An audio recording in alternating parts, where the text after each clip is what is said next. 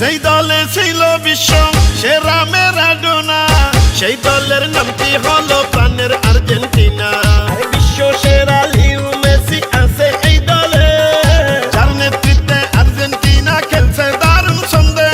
সারা বিশ্বের ফুটবল প্রেমী একই সুরে কয় আর্জেন্টিনার জয় হবে, আর্জেন্টিনার জয়।